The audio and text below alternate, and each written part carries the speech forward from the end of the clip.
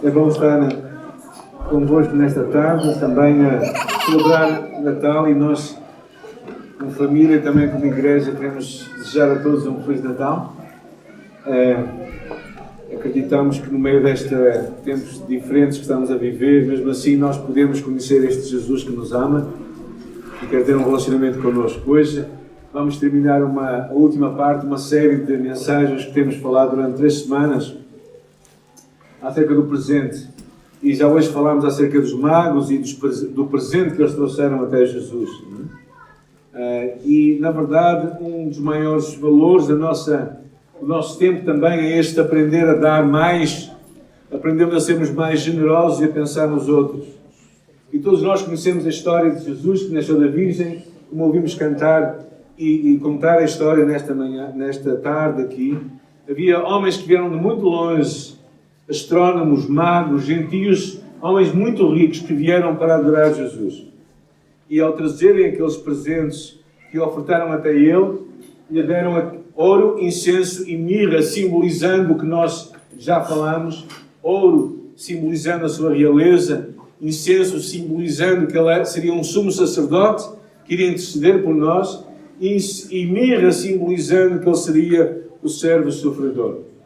A passagem que nós lemos lá no livro de Mateus diz: depois de ouvirem o rei, partiram, e a estrela que tinham visto no Oriente foi adiante deles, até que foram sobre o lugar onde o menino estava.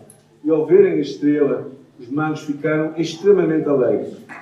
Quando entraram na casa, viram o menino com Maria, sua mãe, e prostrando-se, o adoraram. Abriram os seus tesouros e ofereceram ouro, incenso e mirra. O que é que eles fazem quando veem um menino? Eles se ajoelham e adoram. Abriram aqueles tesouros, mas mais do que tudo, eles adoram Jesus. Verdadeiramente adoram este Jesus que tinham procurado de muito longe. E é tão significativo estas três ofertas que deram a Jesus: ouro, incenso e mirra. Incenso representando ele ser este sumo sacerdote, alguém que estava junto de Deus, intercedendo por cada um de nós que ama Jesus.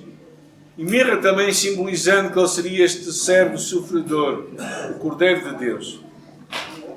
Mas quando olhamos para o ouro, então percebemos que ele era realmente, pela sua escassez que o ouro é, percebemos que ele era um rei.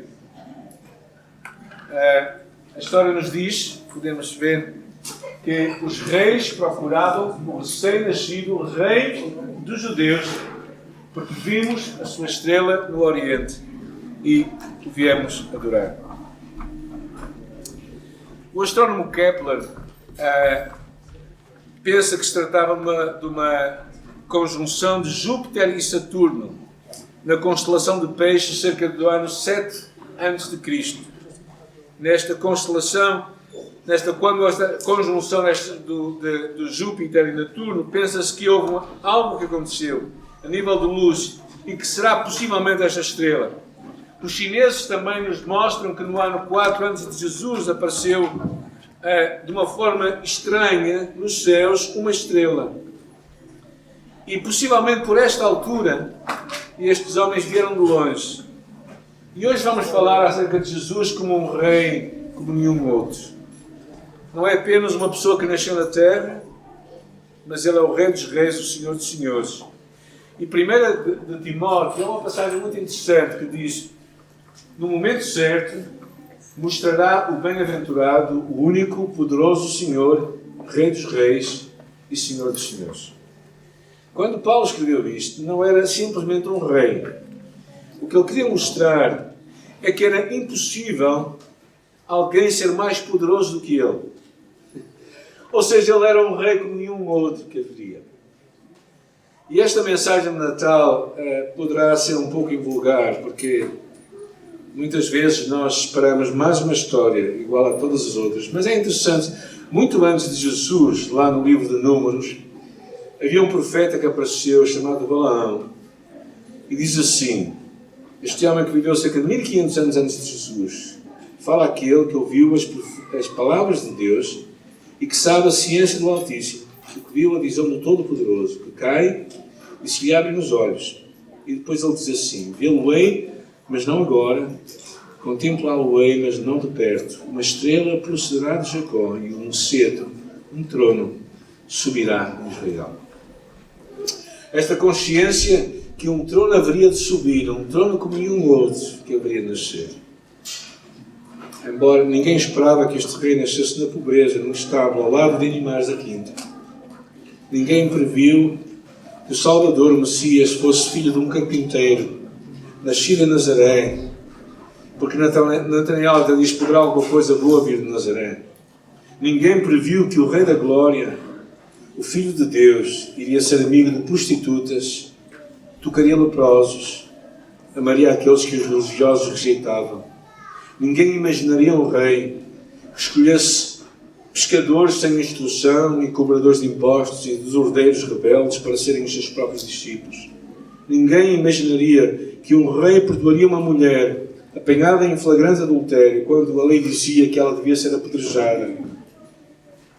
E mesmo assim ela enfrentaria a hipocrisia dos fariseus uma e outra vez. Derrubaria mesas quando as pessoas usassem indevidamente o templo que era dele. Ninguém imaginaria um rei que iria entrar em Jerusalém em cima de um burro, de todas as criaturas a mais humilde, e que aqueles que iriam aplaudir a sua chegada seriam os marginalizados, os ignorados e mesmo os imorais. Ninguém esperava que o rei fosse julgado pelos crimes que não cometeu.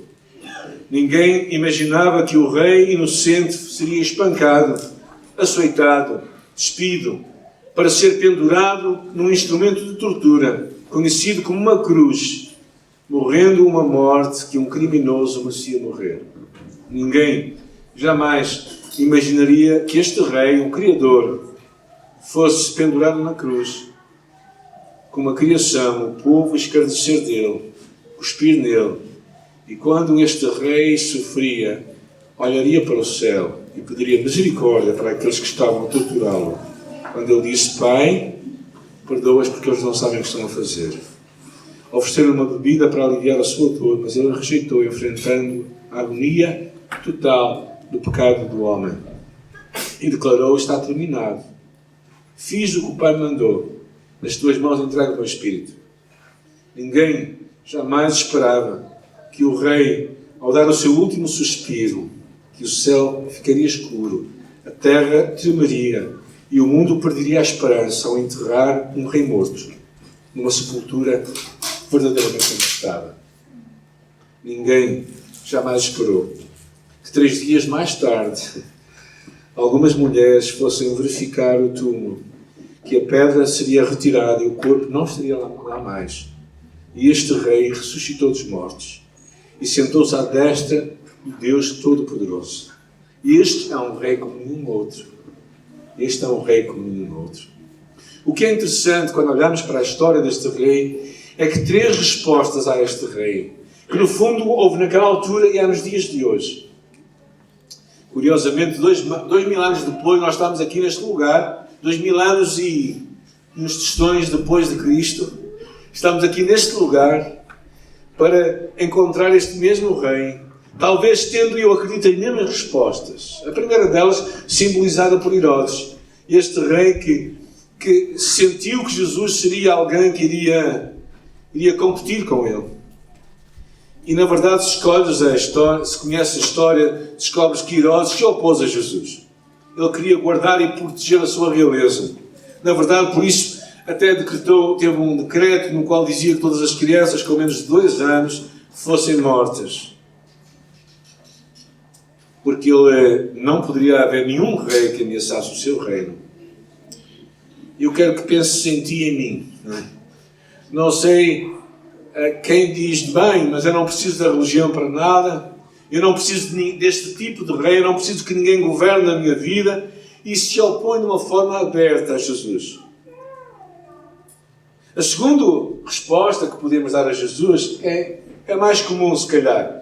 É desprezo e indiferença, fazendo de conta que foi simplesmente uma história como todas as outras. E verdadeiramente não queremos saber.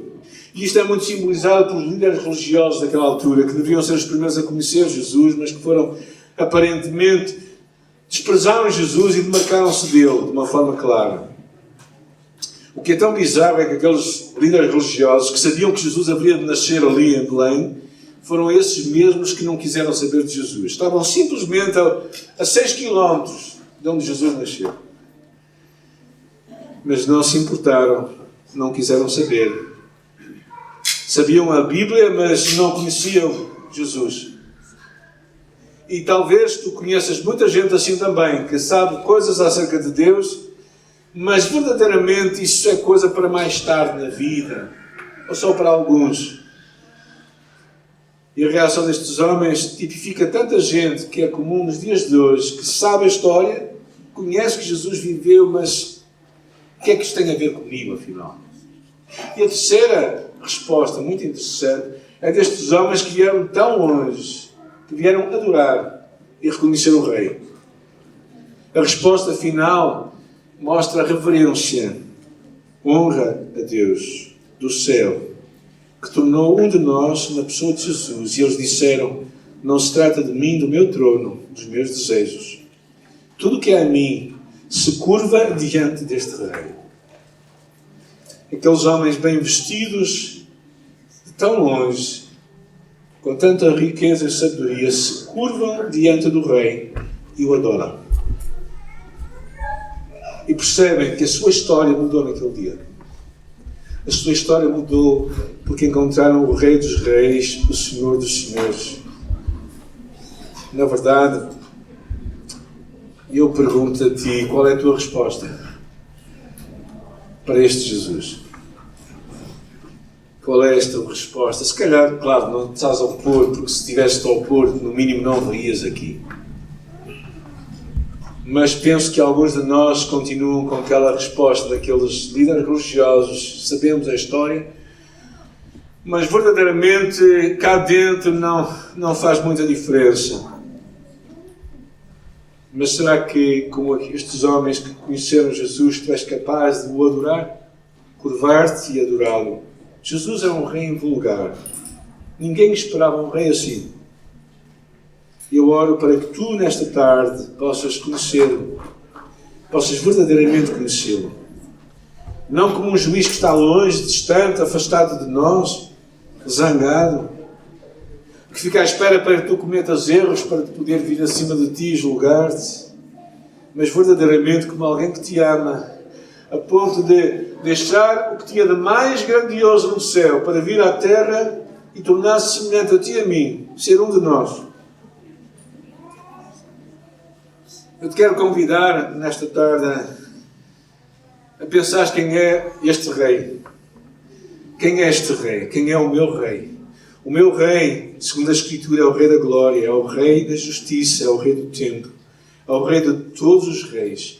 Jesus é o Rei que cura os doentes, é o Rei que dá vista aos cegos, que faz os surdos ouvir, que fortalece os fracos, que liberta os cativos, que restaura aqueles que estão quebrantados e magoados. Este é o meu Rei.